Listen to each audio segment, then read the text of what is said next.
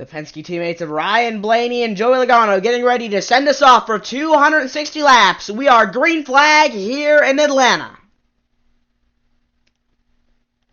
Blaney gets a bit of a better push from Austin Dillon on the outside off the line. Larson pushing Logano down on the bottom, pretty equal 3-1 and 2. Ty Dillon gets pushed out 3 wide further back. Inside line starting to connect just a bit better. They fan out down the back straightaway. Ty Dillon still falling back, way backwards on the outside. Hocevar now jumps up on the outside line with almost help from his teammate Michael McDowell. 71 now going to get up there and help him get around SVG. Still pretty even up at the front. As now Blaney going to clear his teammate for the lead. Followed by Logano, Dillon, Larson, Bowman, Suarez, Hendrick, Elliott, Keselowski, Ross, Chastain, your top 10. 3 wide for the back. Oh, as Logano's going to get shoveled out by Kyle Larson. Blaney and Austin Dillon going to single file it out. Whoa, 1 car on the wall further back. It's Brad Keselowski. Falls back well outside of the top 20. As that's going to create a log jam back there, more than likely. He might lose the draft early here. So he's going to fall in line side by side there with BJ McLeod. Running in the 6th position as Logano has now made ground back up to 2nd. As Austin Dillon looks to the outside of Alex Bowman. Top 2 still run single file. As the inside line has started to fade away. The next gen car, something that the next gen hasn't done very much, that the Gen 6 did a lot, was go single file. Here's what happened. You see Keselowski right there up in the outside. Look, we saw it a lot last night in the O'Reilly Series race. A lot of cars getting loose in turns 3 and 4 and going around. Keselowski able to hang on, but goes into the wall here. I think we saw about 10 cars spin out last night. And as we ride on board with him, just gets in the corner. Elliott below him just gets loose. Yeah, nice that he wasn't able to save it, or else that would have been a pretty big wreck early here. And as I was saying, something that the next gen car doesn't do very often is single file out. But if there's one place they're going to do it, it's going to be here at Atlanta, because just one of those tracks where if cars start leaving one line, everybody's going to bail out.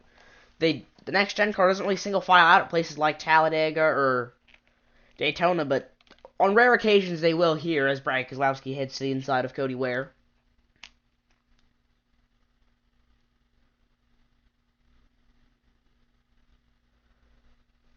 I mean, they haven't really single filed out yet. The top 3 sit single file, and they were more single file as well. Bowman's going to get way high there. Dillon gets to his inside 3 wide, and well, that's going to cause the top 7 to run single file as here comes Hocevar and his teammate McDowell. But this is also one of the tracks where single file can go to 3 wide on just like that, because one car jumps to the inside and gets a good enough run, and people are going to want to go with them. Mike McDowell sits battling for 9th, first car on the inside. Austin Hill looks to the outside of Eric Jones, as Byron looks to the inside of SVG. He'll make another 3 wide move. Hill and SVG have had some beef here. Well, not here, but they've had some beef in the past few weeks. At Pocono and San Diego, and most recently last weekend in Chicago. So it's going to be interesting to see if anything happens this weekend. Team Penske running 1-2-3. Here early is Austin Hill making some moves on the outside of Alex Bowman. Hill's already up to 12th. There's a little bit of a stack up there as Chastain looks to the inside of Byron. And look, I said they weren't going single file, but they've gone single file. The top 13 sit single file early here in Atlanta. Biggest movers, Austin Hill up 18, Wallace up 12, and Byron also up 12. Last 3 finishes. Austin Hill on the up and up, got a top 5 last weekend in Chicago. They're going to keep single filing out. Briscoe's going to get around Chastain.